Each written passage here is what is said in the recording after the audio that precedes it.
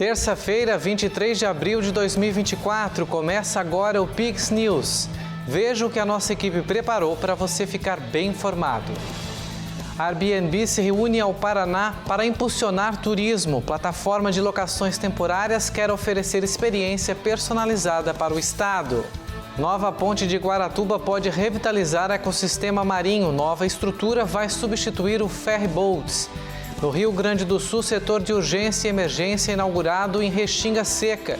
Espaço vai garantir melhor atendimento para mais de 2.000 pacientes por mês.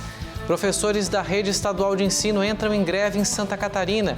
Eles reivindicam a realização de um concurso público e pedem melhorias nas escolas do estado. Restrições nas oposições presidenciais na Venezuela.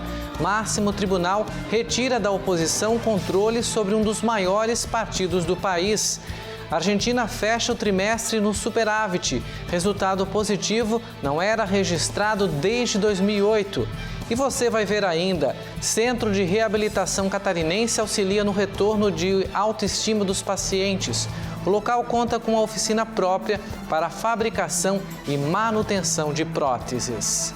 Essas e outras notícias você confere a partir de agora no Pix News.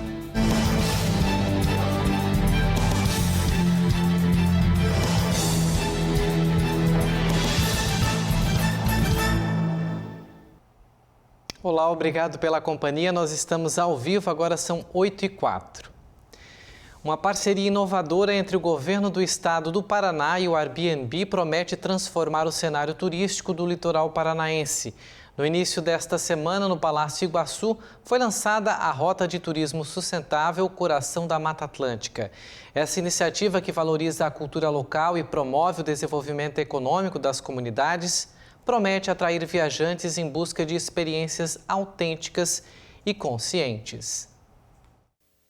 A Rota Coração da Mata Atlântica, Segredos do Paraná, percorrerá os municípios de Morretes, Antonina e Guaraqueçaba, explorando empreendimentos sustentáveis e pontos turísticos, como o Caminho do Itupava e o Parque Estadual Pico do Marumbi.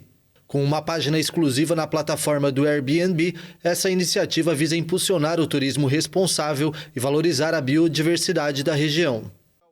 Essa região de Morretes, Antonina e Guaraqueçaba, que a gente chama do coração da Mata Atlântica, vai ser divulgada para todo o planeta, né? Porque a empresa é uma empresa que atende o mundo inteiro. A gente produz bens, serviços, por que não vender experiências na natureza, com a floresta de pé, gerando renda e emprego?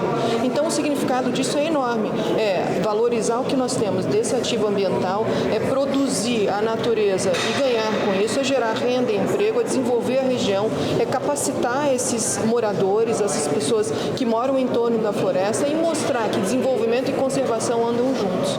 Essa parceria entre o governo do Paraná e o Airbnb não apenas fortalece o turismo sustentável na região, mas também abre novas oportunidades de emprego e renda para as comunidades locais. O governador Ratinho Júnior destacou a importância dessa iniciativa para o desenvolvimento econômico do litoral do Paraná, ressaltando o potencial da região para atrair turistas de todo o mundo. O Paraná já fechou o ano passado, segundo o Ministério do Turismo, como o estado que mais cresceu no turismo do país, crescemos 27%, e isso é geração de emprego, porque o turismo é o setor da economia que talvez gere mais emprego, porque você pega o setor da gastronomia, os restaurantes, as pousadas, o setor da hotelaria, o setor de transporte, né, táxi, vans, enfim, acaba gerando muito emprego esse setor. A construção do Airbnb foi em conjunto, os profissionais do Airbnb em conjunto com os profissionais da Invest Paraná, em conjunto com a comunidade.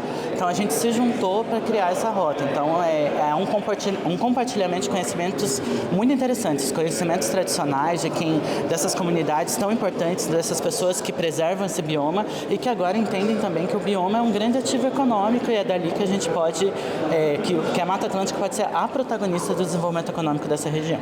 A Rota Coração da Mata Atlântica faz parte do programa Vocações Regionais Sustentáveis da Invest Paraná, cujo objetivo é incentivar o desenvolvimento econômico sustentável em diversas regiões do estado. Ao trabalhar em parceria com as comunidades locais, o programa busca agregar valor à produção de pequenos empreendedores, preservando ao mesmo tempo processos tradicionais e históricos de produção. Nós estamos a menos de 10 minutos do maior maciço de Mata Atlântica preservada do mundo, está exatamente aqui nessa região, e essa campanha agora vem para dar visibilidade a essa beleza natural que sempre esteve aqui, com uma biodiversidade extraordinária. O Airbnb é uma porta, né? Qual a primeira demanda para o empreendedor? Ele ter gente procurando. Tendo procura, a gente começa a melhorar. Então essas ações que estão vindo atrás dessa divulgação é o que vão estruturar realmente, né, toda essa ação. Né? Então a gente vê com muito bons olhos, né? Porque tendo procura, a gente melhora. Né? E isso que era difícil, a gente atrair as pessoas. É o desafio do litoral, é atrair as pessoas para o litoral. Para fortalecer ainda mais a rota e proporcionar oportunidades aos empreendedores locais, foi aberta uma chamada pública para selecionar propriedades turísticas para um programa de incubação e capacitação. O turismo é quando você cria o deslocamento de PIB, quando o dinheiro sai de uma cidade para outra, de um estado para outro ou de outro país para outro. Senão você tem apenas um belo lugar para ser visitado. O turismo é quando você consegue gerar emprego, renda, criar empresas, transformar esse atrativo natural em um negócio, gerando emprego, renda, melhorando a vida das pessoas. A diferença é que esses negócios são criados em cima de bases sustentáveis. E para que isso aconteça, é muito necessário infraestrutura, marketing, mídia, divulgação e treinamento e capacitação. Então é em cima desses 3 eixos que nós vamos desenvolver o turismo sustentável aqui no litoral e nas cidades históricas de Curitiba. E também no Paraná, agora no litoral, uma obra está chamando a atenção pelos benefícios ambientais que promete trazer. A nova ponte de Guaratuba, administrada pelo Departamento de Estradas e Rodagens do Estado, surge como uma esperança para o retorno da fauna marinha à Baía de Guaratuba. Estudos revelam que essa estrutura pode ser a chave para restaurar um ecossistema prejudicado por anos de tráfego intenso de ferryboats e balsas. Enquanto o DER paranaense investe cerca de 390 milhões de reais nessa empreitada, pesquisadores apontam que a nova ponte não só substituirá a travessia por ferryboat, mas também reduzirá o ruído subaquático na Baía, um fator que tem afetado a vida marinha, especialmente os cetáceos, como golfinhos, botos e baleias.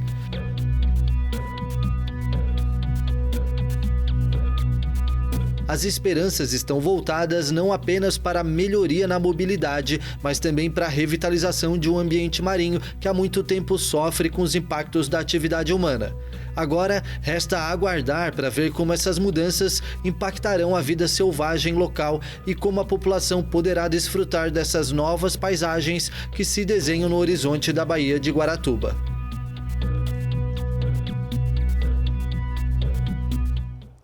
Foi inaugurado nesta segunda, em Restinga Seca, no Rio Grande do Sul, um novo setor de urgência e emergência do Hospital de Caridade São Francisco.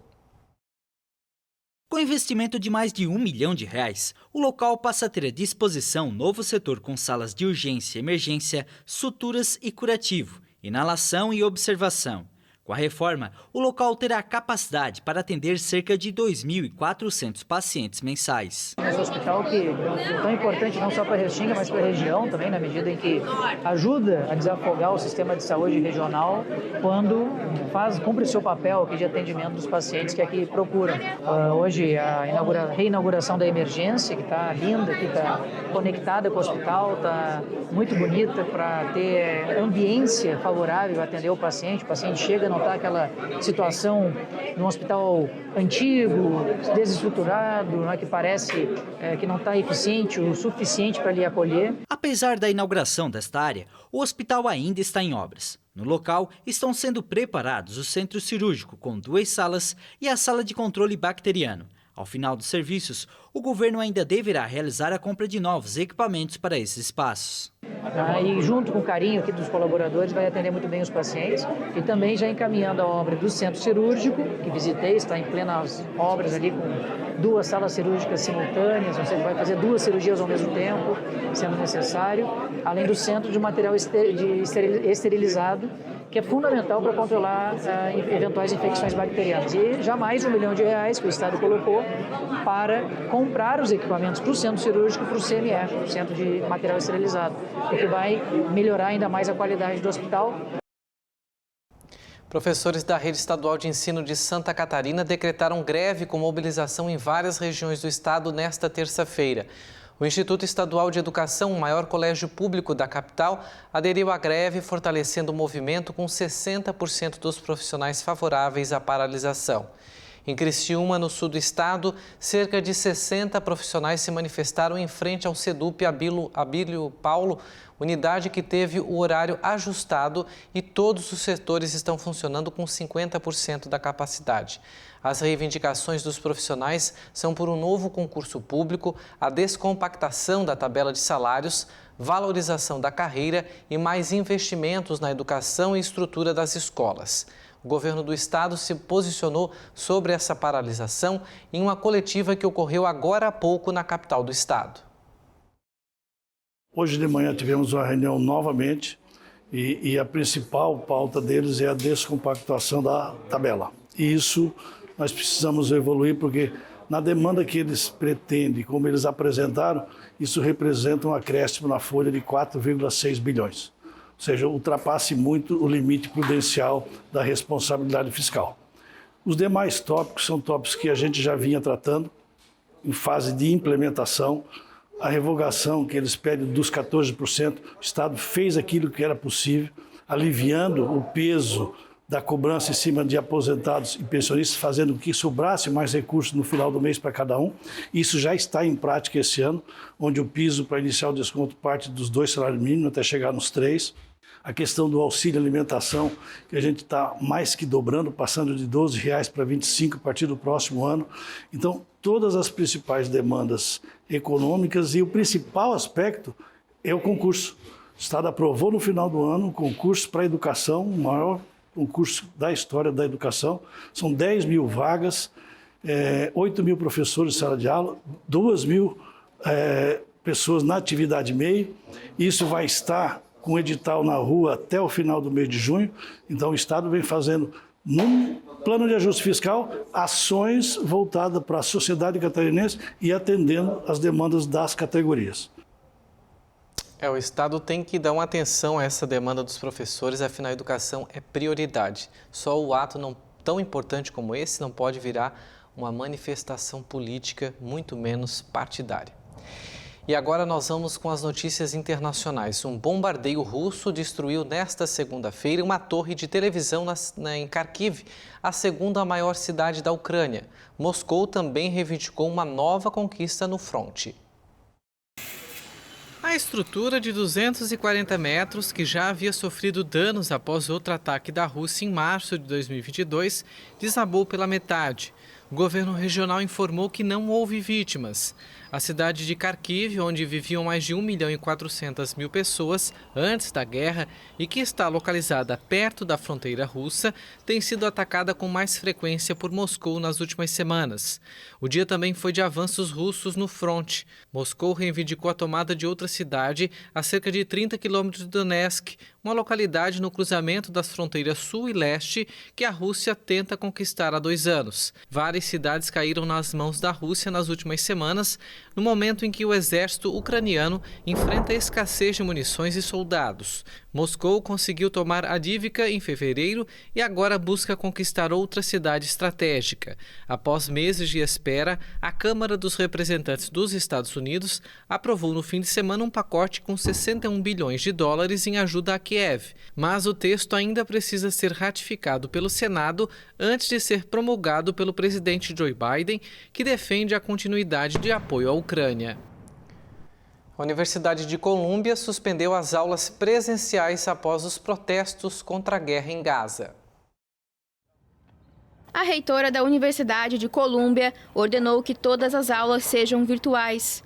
A medida ocorre após o protesto contra o conflito em Gaza, ocorrido no campus neste fim de semana, que se estendeu a outras universidades americanas. Um grupo de manifestantes mantém há dias um acampamento de solidariedade a Gaza nas áreas verdes da instituição renomada de Nova York, onde uma centena de estudantes pró-palestinos foram presos na última quinta-feira sob a acusação de invasão. Os manifestantes exigem que a universidade, que mantém um programa de intercâmbio com Tel Aviv, boicote todas as atividades relacionadas com Israel. A intervenção policial e as prisões de quinta-feira aumentaram a tensão e levaram mais manifestantes a se somar aos protestos no fim de semana. Os protestos pró-palestinos se estenderam ao Instituto de Tecnologia de Massachusetts e à Universidade de Michigan, segundo o jornal The New York Times. As universidades americanas são palco de debate desde o último dia 7 de outubro, quando um ataque do movimento terrorista palestino Hamas em Israel deflagrou o conflito em Gaza. E você vai ver a seguir, após 16 anos sob o comando de Javier Milei, a Argentina fecha o trimestre no superávit. E o Centro de Reabilitação Catarinense auxilia no retorno da autoestima dos pacientes.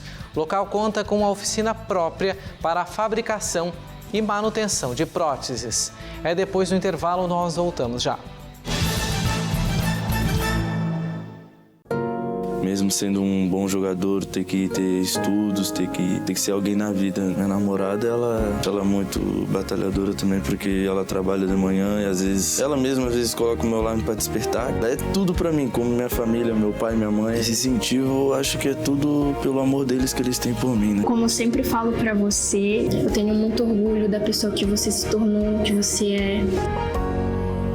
Um sonho que a gente quer conquistar, a gente não desiste no meio do caminho.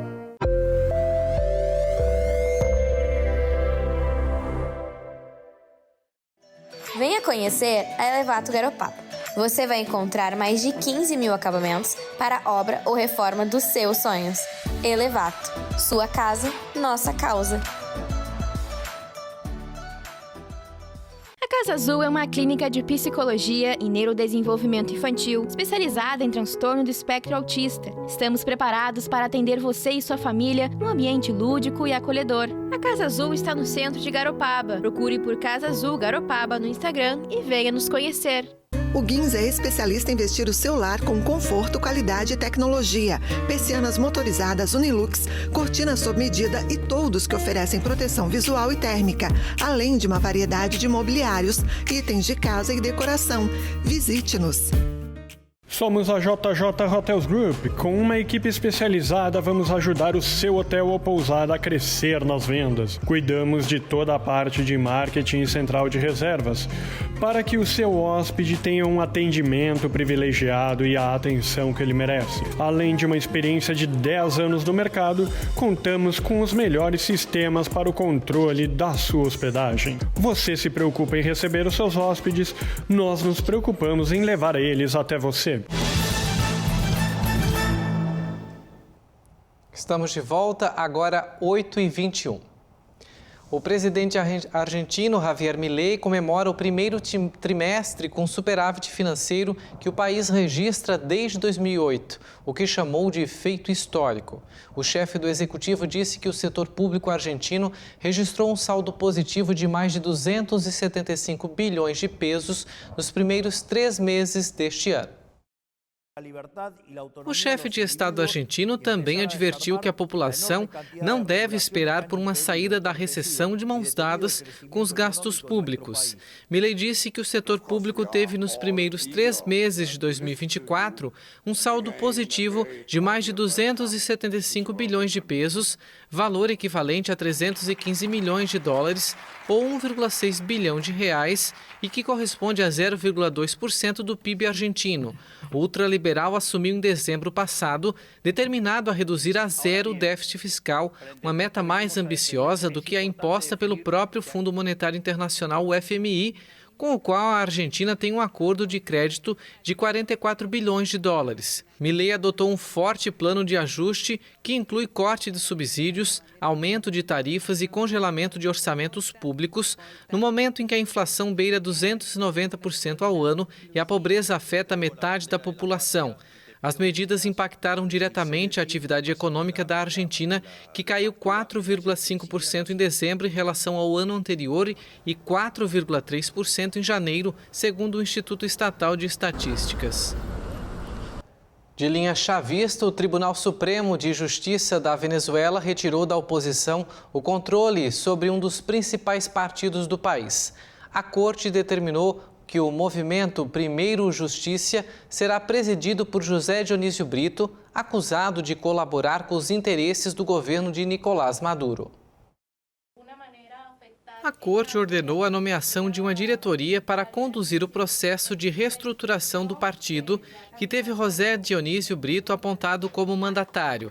A decisão do tribunal autoriza a nova diretoria a usar os símbolos do partido e ordena que o Conselho Nacional Eleitoral se abstenha de aceitar qualquer postulação que não seja acordada com os dirigentes nomeados pela Justiça. O Primeiro Justiça, partido que teve 2 vezes candidato presidencial Henrique Capriles, se junta a outras legendas opositoras que tiveram o controle entregue por via judicial a direções paralelas. A decisão ocorreu 3 dias depois de a Plataforma Unitária Democrática anunciar o diplomata Edmundo Gonzalez Urrutia, de 74 anos, como candidato para enfrentar Maduro nas eleições presidenciais de 28 de julho. Vencedora das primárias de oposição, Maria Corina Machado foi inabilitada de exercer cargos públicos por 15 anos. Já a substituta, a professora Corina Iores, teve a inscrição bloqueada pelo sistema eleitoral. A primeira coisa que quero dizer é que essa sentença simplesmente ratifica a ausência do Estado de Direito em nosso país, ratifica a ausência de separação entre os poderes e ratifica o terrível medo que Nicolás Maduro tem das eleições marcadas para 28 de julho. Decisões semelhantes à desta segunda-feira foram emitidas em 2019 e 2020 contra o Vontade Popular, partido dos líderes exilados Leopoldo Lopes e Juan Guaidó, Ação Democrática e COPEI, legendas que dominaram a cena política da Venezuela desde a queda da ditadura de Marcos Pérez Jiménez em 1958 até a ascensão de Hugo Chávez em 1999, também foram alvo de sentenças parecidas. Com medo de enfrentar as urnas, eles tentam ao máximo evitar ou bloquear todos aqueles que querem ser opositores. Se isso é democracia, imagina se não fosse, né? E a China emitiu alerta máximo de enchentes nas províncias do sul afetadas pela chuva nesta terça-feira. Até o momento foram relatadas 4 mortes e vários desaparecimentos. Mais de 100 mil pessoas precisaram sair de casa depois das fortes chuvas e inundações que afetaram o sul da China, onde o governo emitiu nesta terça-feira o nível máximo de alerta para tempestades. A província de Guangdong é o cenário de chuvas torrenciais desde quinta-feira da semana passada, que provocaram cheias dos rios e a ameaça das maiores inundações em um século. Até o momento, foram relatadas 4 mortes e desaparições devido às inundações. Guangdong é a província mais populosa da China, com mais de 127 milhões de habitantes e o pilar da indústria do país, com dezenas de milhares de fábricas direcionadas para exportação. O sul do gigante asiático registra fortes chuvas no verão do hemisfério norte, estação que também é marcada por tufões, mas na primavera as tempestades não são tão frequentes. Nos últimos anos, o país sofreu vários episódios de condições climáticas extremas, de grandes enchentes, a secas e recordes de calor. Que curioso o caso que nós vamos mostrar agora. Um hipopótamo, Jin-chan, era considerado macho até chegar no Japão quando os cuidadores suspeitaram do comportamento inadequado ao gênero. Testes de DNA confirmaram que, na verdade, o animal era uma fêmea. Este é Jin-chan, um hipopótamo que passou os primeiros anos da vida no México. Só que ao ser transferido para um zoológico de Osaka, o comportamento despertou a curiosidade dos cuidadores e se descobriu que Jin-chan, na realidade, é uma hipopótama. Este mamífero semiaquático, que atualmente tem 12 anos, chegou à cidade japonesa em 2017. E os responsáveis não conseguiram acreditar no gênero do animal. O que chamou a atenção foi que, quando adulto, ele não tinha alguns comportamentos típicos dos machos da espécie, que marcam território e afirmam autoridade, espalhando excrementos com a cauda. Os funcionários do zoológico não conseguiram verificar visualmente o sexo, já que os animais da espécie podem ser muito perigosos. Foi solicitado, então, um teste de DNA e o resultado confirmou que Jin-chan, na verdade, é uma fêmea, mas que não vai precisar mudar de nome. Chan é um diminutivo afetivo no Japão usado para crianças, principalmente meninas. Curioso, né?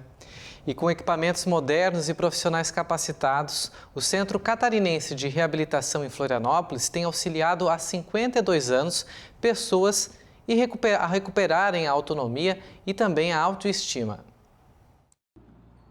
Dar um passo de cada vez, ficar em pé, se movimentar e pegar os objetos sem precisar de ajuda de alguém são ações que nos garantem a liberdade e autonomia.